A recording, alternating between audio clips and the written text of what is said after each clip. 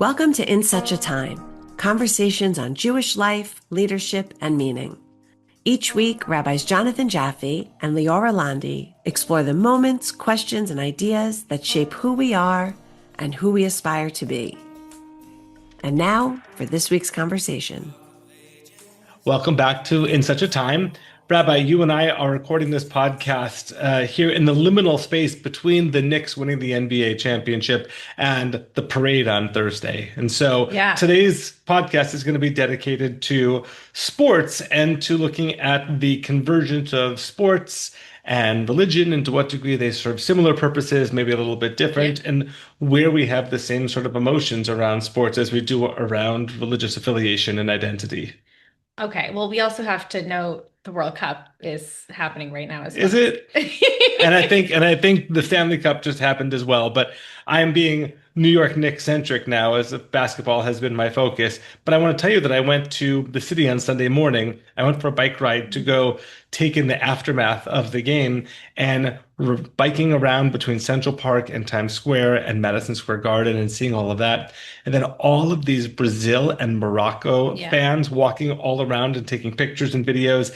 And then it was Puerto Rican Day parade as Yeah. well. And so the city was just bursting. And actually, it's a great place to start because so much of this had to do with nationalistic identity, group pride. Yeah. And what we've really seen over the past couple of weeks and culminating on Saturday night is a true like bonding moment of New York City over this Knicks team. Right. Not just the fact that they won, but the way in which they did it and how the grit of this team is so emblematic of the spirit of the city. So have you been watching any of that as well? I have. I was actually in the city on Saturday night, and it was really exciting to be there for that. I didn't actually remember that Oh my that God.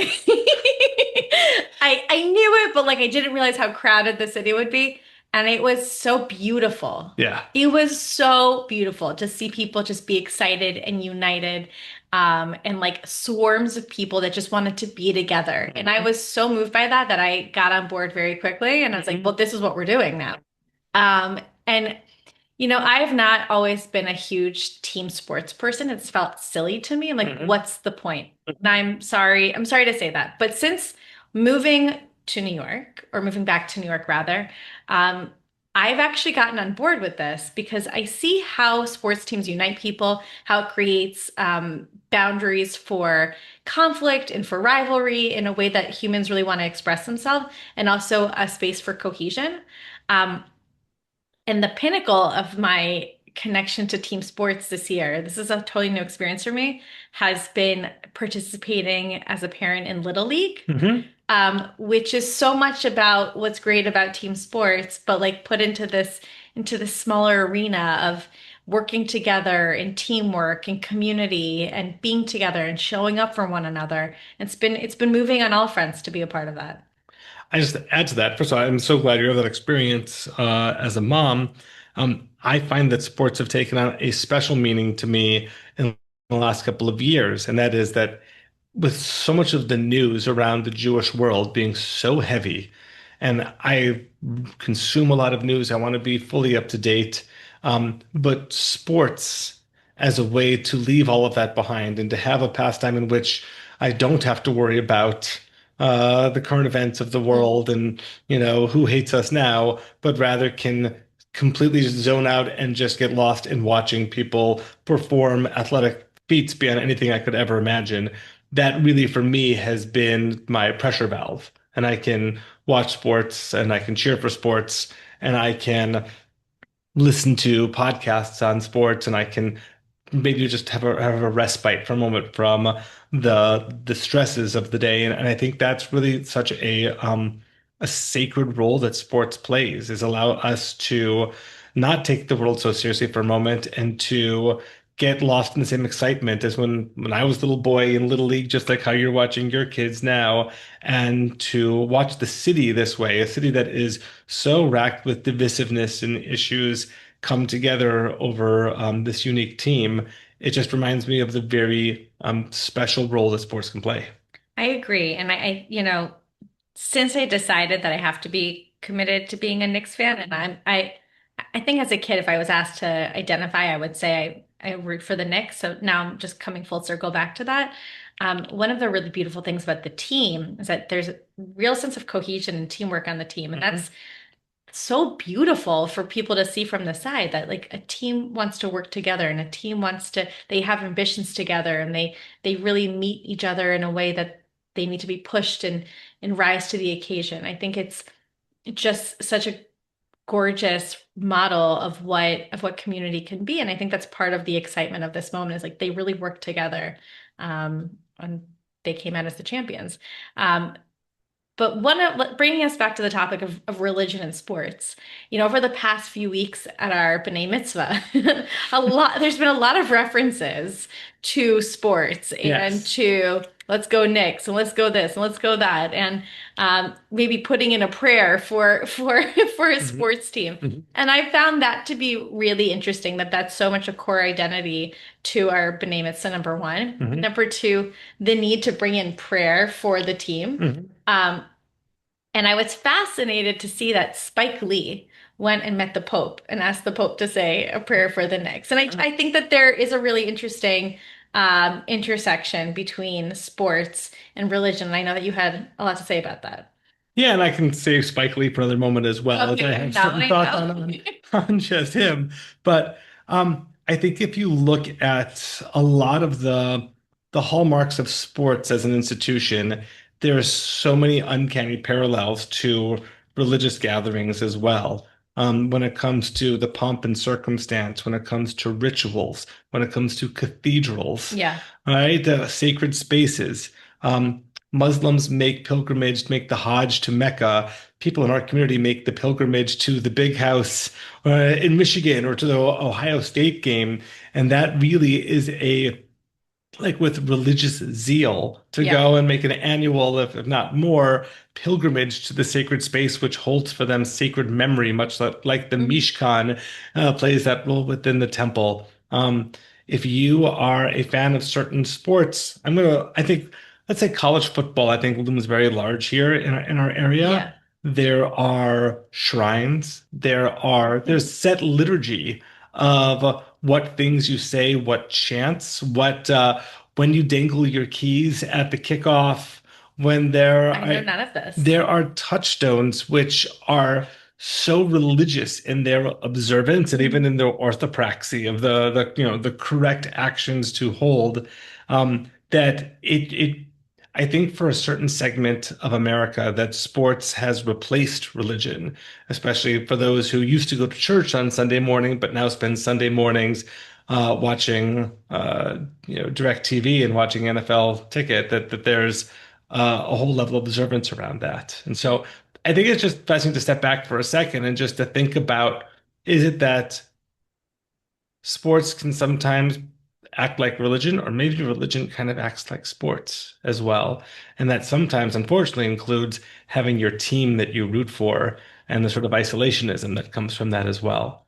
Well, I think that we are inherently lonely as creatures in this world, and people are looking for community, and people are Hmm. looking for ways to connect, and people want to be a part of something. We so deeply want to be a part of something, and so religion has served that role. It gives us boundaries and laws and practices and rituals and cohesion more than anything, and it keeps us accountable towards one another.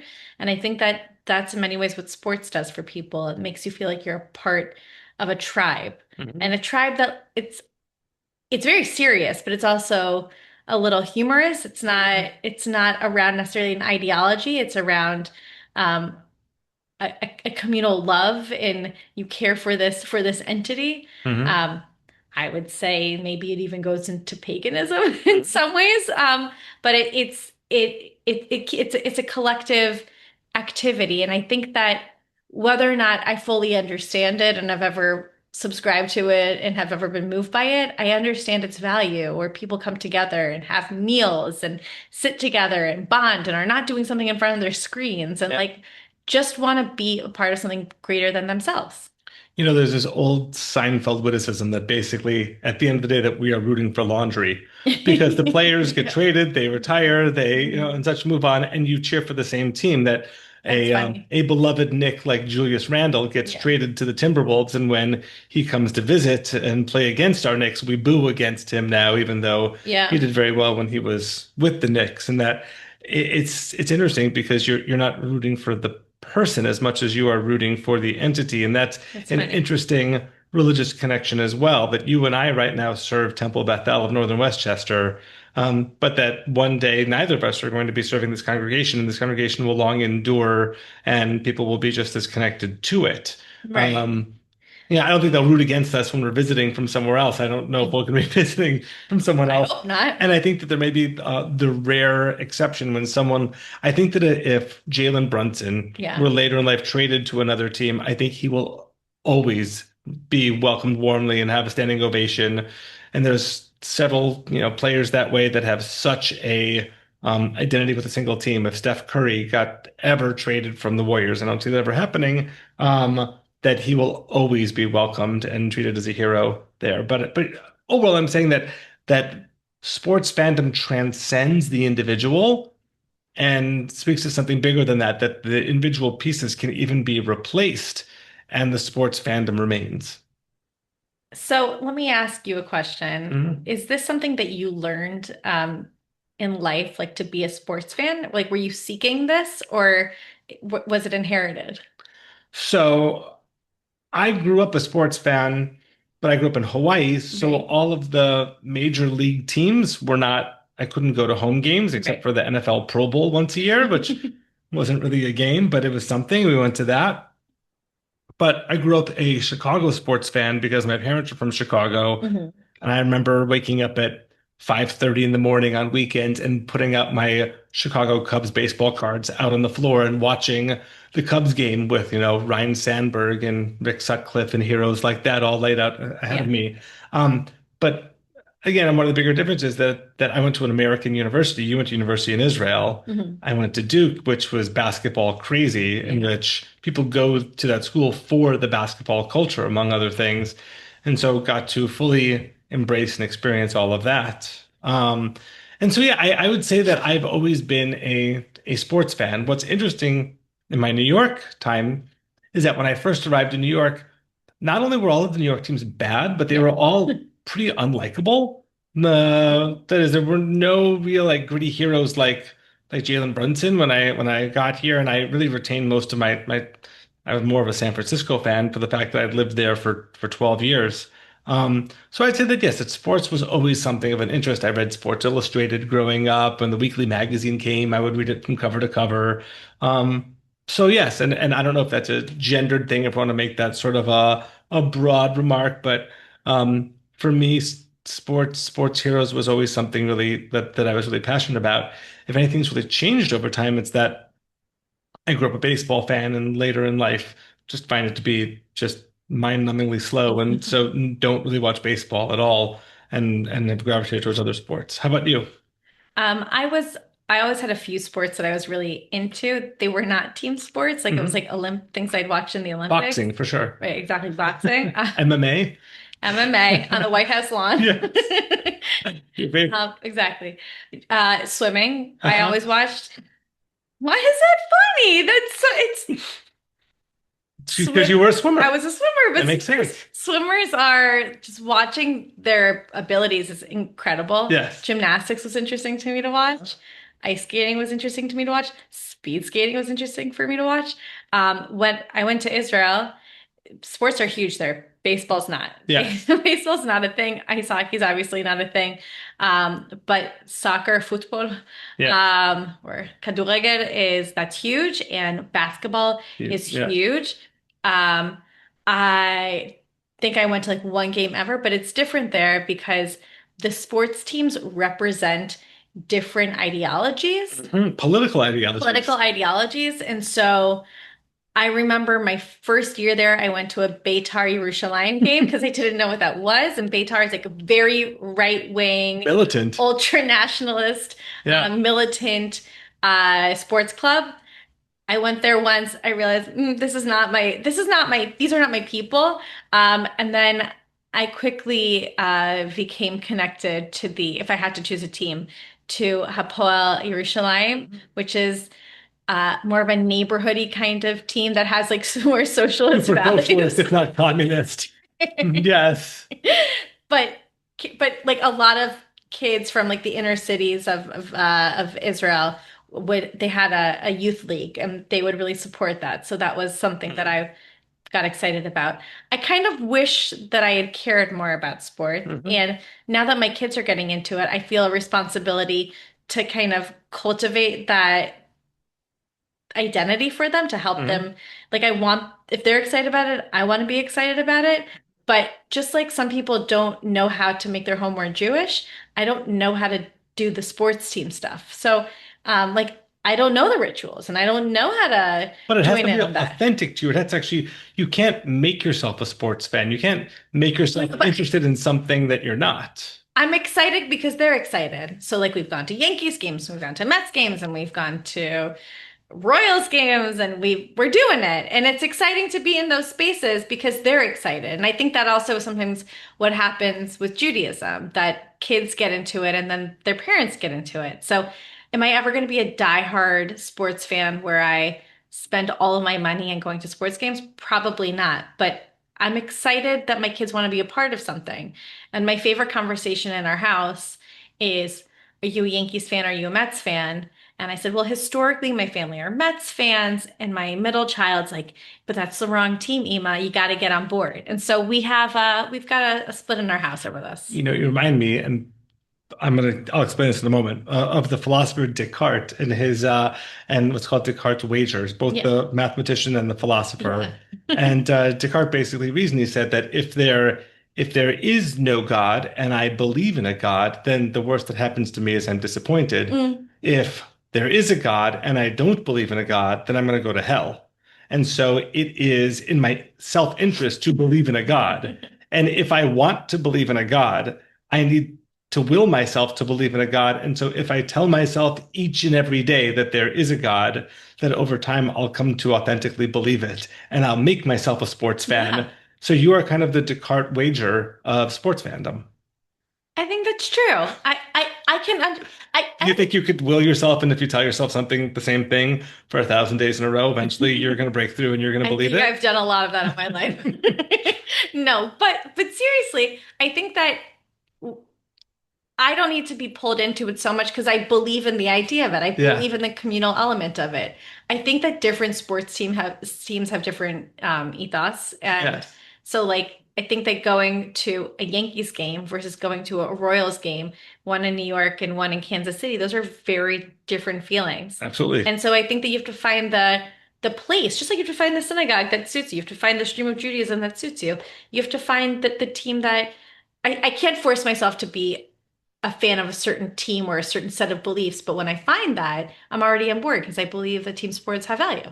So I think something that's dissimilar between religion and sports is that the the role largely of the fan at a game is a passive one in which you are watching the team. You can be called the 12th man, as they do in football, the sixth man, as they say Yeah. in basketball, and you can be willing your team towards victory, but the ball is not in your hands, and you're basically there to show up and to watch other people perform. To bring the energy.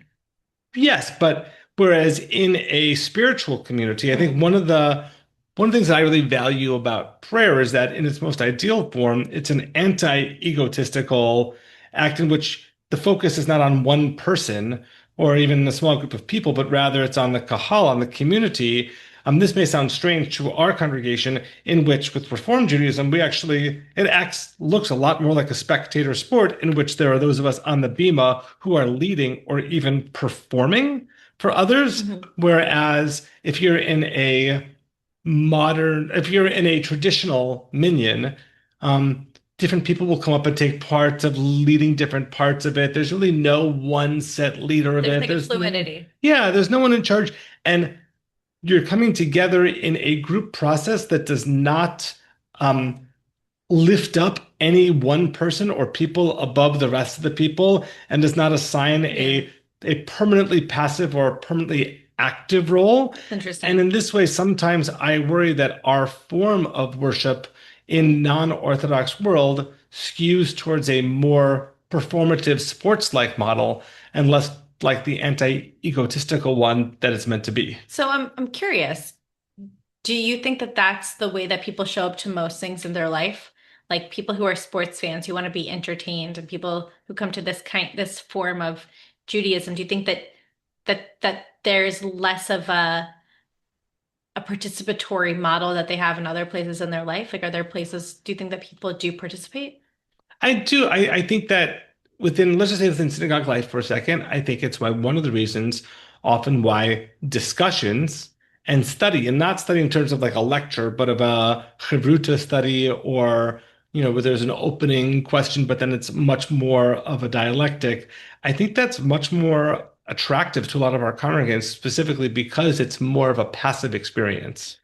Sometimes when I push back again, when people measuring religious participation by coming to services, as you would say, I'll push back on that and say that that's really a very passive model of engagement, and it's one of several models of engagement, and that there are various forms which are much more active, including volunteering side by side with someone. Again, not lifting up any one person, but we're coming together in hope of making the world a better place, coming to study together and to hopefully unlock moments of learning for one another. I think that's an easier sell, let's say, or often more meaningful for the congregants than having them sit and have the service sort of perform to them. And let me just go on this one more if I can.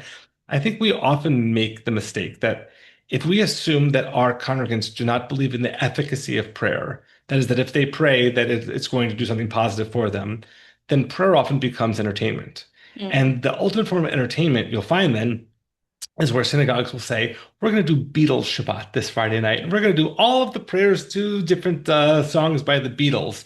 It becomes kitsch. It becomes like a hook, and it almost becomes like a Vegas act. And to me, like I think that is somewhat demeaning of prayer because it takes prayer from this sacred nature of communal gathering in an anti-egotistical way and brings it down to schlocky performance. That's really interesting. I just don't know how we change that because I think so much of the modern world is set up for our entertainment, for our instant gratification, and for us to be spectators. And I think that one of the things that I think is so interesting about sports for people is that these are people who are reaching the highest level of professionalism. Mhm. Like they've been ambitious and they've taken all the steps to get to the highest level. And it's just a spectacle to watch people perform and to achieve their dreams.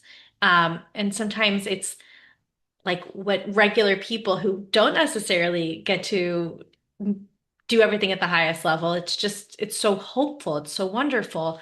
And I think that our society has been set up in a way that we kind of like place some distance between us and the highest level of performance. And so perhaps like the synagogue model that we have here is we let the professionals do what they do because everywhere else we let the professionals do what they do. I think that we've just set it up in that way. Maybe there's space for the reform movement, for our community to adjust it in a way that it is more participatory, to kind of realign how we think about prayer and how we think about engagement and spiritual needs. Yeah, I think that there are two examples in my head of ways in which we very effectively move in the direction that for which you're advocating. Number one is in our high holiday services.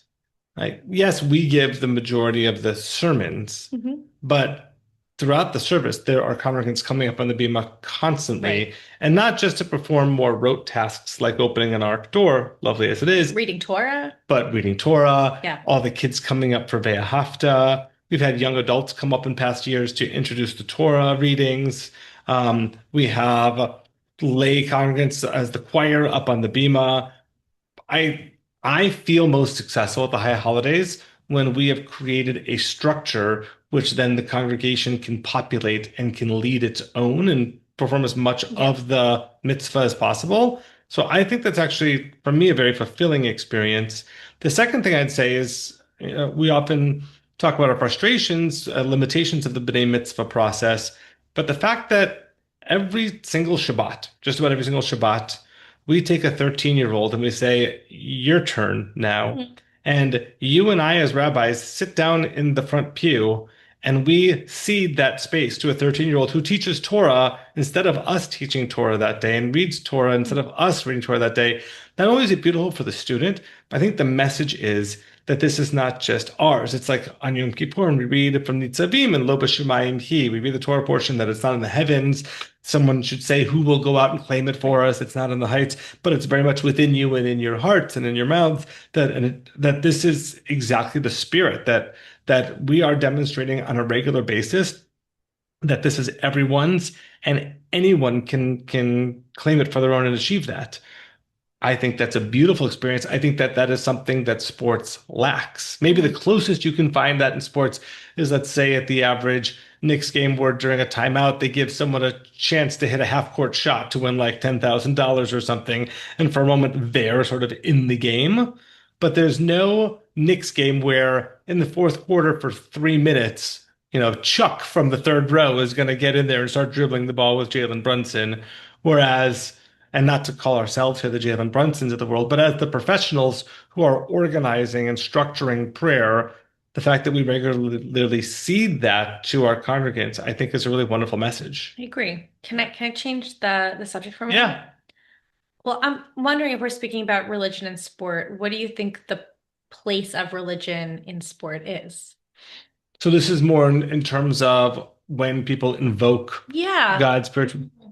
So I've thought about this, shockingly. I have two minds. I think one place where I was years ago would have been a more negative one, to say that watching people kneel and cross themselves after scoring a touchdown, thanking God after every play, the prayer before the game starts, that would be for me a sophomoric idea of spirituality and of theology, as though that God wanted me to score this touchdown or God favored my team over that team.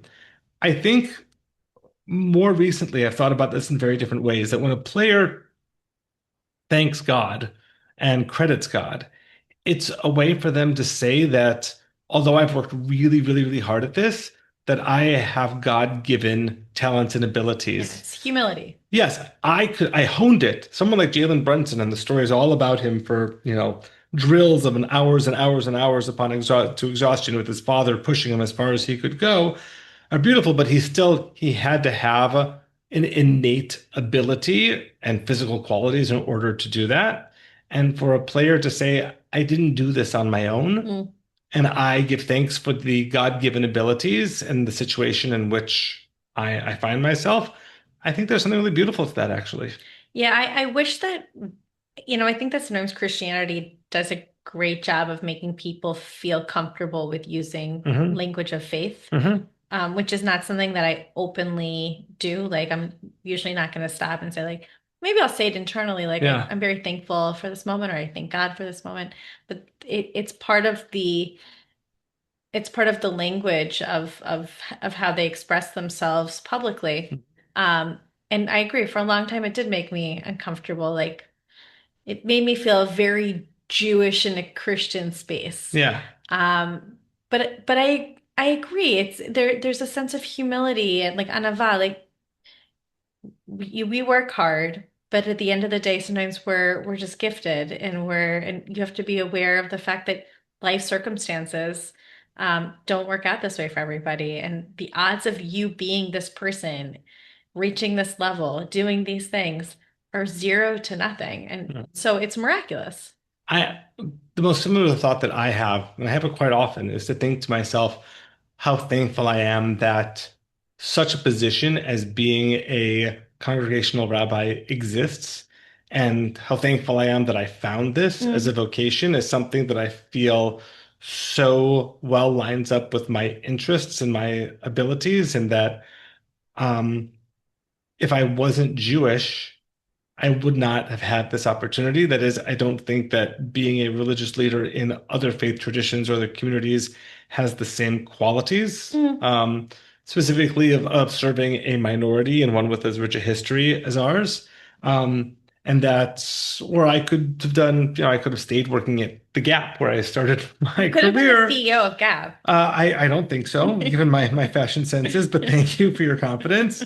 No, I think that part of um, my feelings of gratefulness over finding this vocation is connected to experiencing what it was like to be have a job that was a very bad fit and one which I was very poorly suited. And so I know what it's like to feel like a fish out of water in a job that really does not fulfill me and I does not, I feel, take advantage of whatever talents and skills I have. And to have had the opportunity to find that, that's a privilege. I mean, most people in the world do not get to pause and stick their head up and say, "Oh, what do I do? What do I want to do with my life that's really meaningful?" Most people in the world are trying to put food on the table. That's a privilege. It is a privilege. I'm not laughing at No. that comment. I'm laughing at something that I will share that when I was 21, right out of college, I did the Israeli high-tech scene for a second. Oh, I didn't know this. For a second. Uh-huh. I've blocked it out. Uh-huh. I wasn't it wasn't the right thing for me. Right. And they asked me, I don't think this company even exists anymore, as most of them don't. And I remember my boss asked me, where do you see yourself in 10 years? And I didn't think this through. And I said, I'm going to be a rabbi. Mhm. And he goes, so what are you doing here? And I said, doing my best to get this product going. Yeah. Um, and I remember that came out of my mouth, and it was one of those moments that, like, you see something for yourself, you're ambitious about it, you realize that you're lucky that you get to do it. Similarly to you, and you go for it.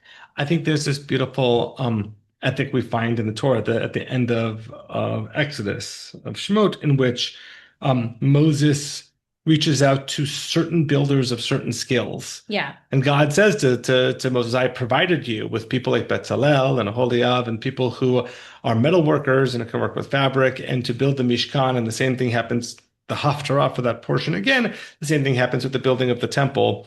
And the Torah is basically saying that not all of us are born the same with the same innate abilities and skills. And we should do our best to find those people and put everyone in place where they're going to be the most successful and they're going to be able to contribute the greatest good to their community. And I mean, that's clearly what this Knicks team and these players who have dedicated their lives and have sacrificed, and yes, they earn millions and millions of dollars, but they also spend 6 months of the year going hotel to hotel. They're not home. Their entire lives since they were, aged 8 years old has been dedicated towards honing this craft endlessly. Many of them will, I think in the NFL, the average lifespan, the average career is less than 4 years. Oh, interesting. What is it in the NBA? I think it's 5, 6, something like that. And there are injuries and you can get pushed out of the league. You can just not make it. This is for a select few. Yeah. We're basically watching those who've won the lottery or those who have earned that spot. But that we are watching people who go back to this religious idea, God or the world or DNA has selected and has said, like, these people have the innate skills and they have the opportunity to develop them. And we've seen many examples of fabulous athletes who do not have the work ethic in order to fully take advantage of those skills. And when you see this amazing convergence of skill and determination and willingness, I think it's why someone like Jalen Brunson is so inspirational, because you watch other people who could have done that but did not have the same fire lit under them. And we are in awe of the convergence of sacred ability with hard-earned dedication.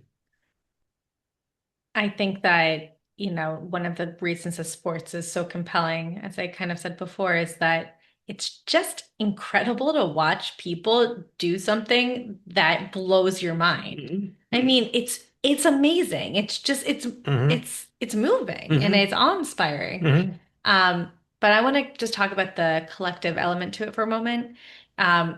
So on Saturday night and the weeks leading up to that, I really did feel kind of the sense of jazz in the air about the Knicks. And I remember the last time I really felt that was when I was living in Israel for the last World Cup, or two World Cups ago for the Mondial. That's what they call it.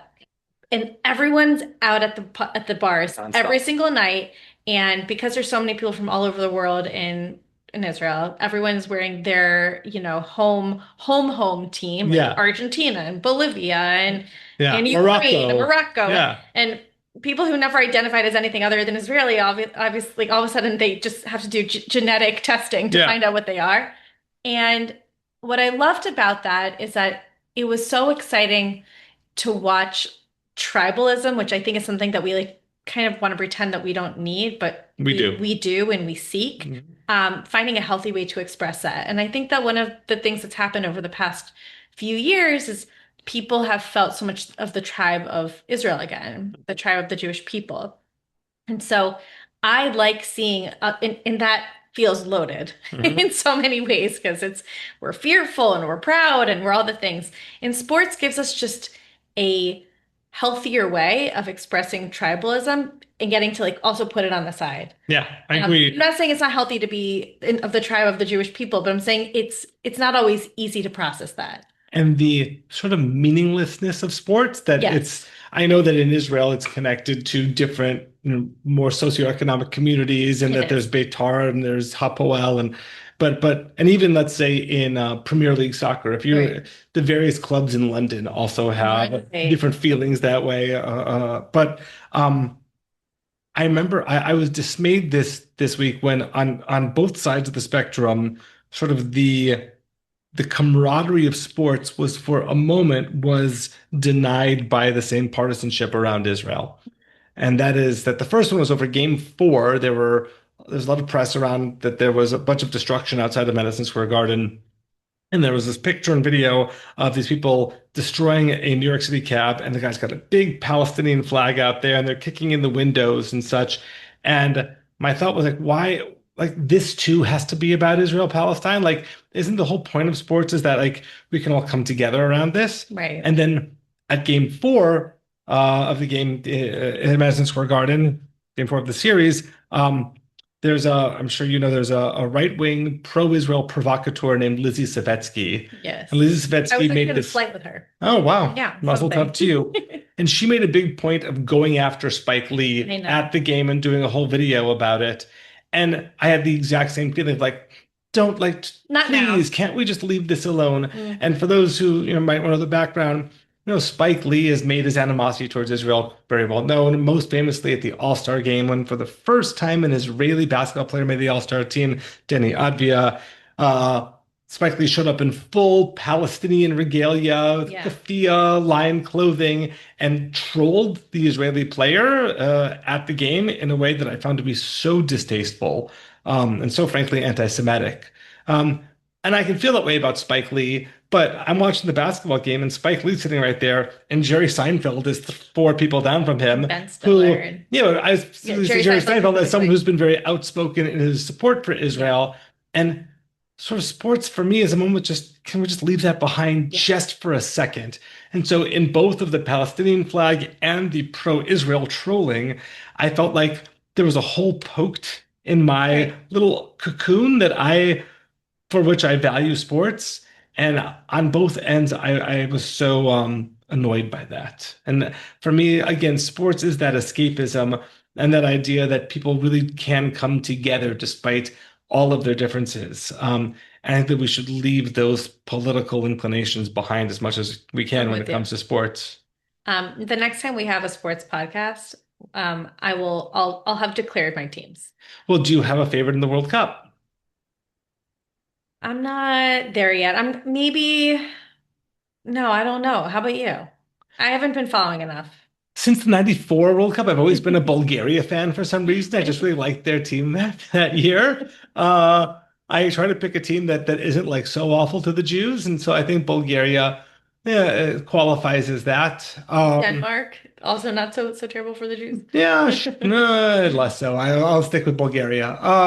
But years ago, I was in Israel as well, and the German national team played against the Israeli national Yeah. team in Tel Aviv. And there's sometimes we hear these terrible stories of uh, teams in Europe invoking anti-Semitic chants. Even the Tottenham Spurs Yeah. in England are known as the Jews because it's typically a very Jewish area, and teams will cheer against them and invoke Nazi That's chants and horrific. awful, awful anti-Semitic things. But it was the first time that I heard Israelis there cheering against the Nazis, being the German team there. So they were doing it too as well. I think all of that nationalism comes into play.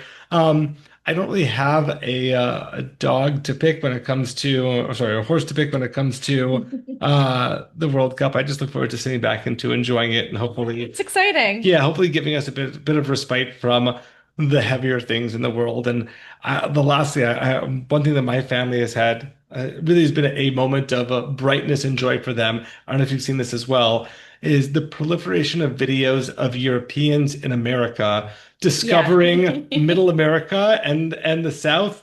And being in Costco for the first time, or Buc-ee's, or Raising Yeah. Cane's, and just like being in awe. And one of them, this comes back to where we began, was that there were games that were held at the stadium where Auburn plays Okay. in Alabama.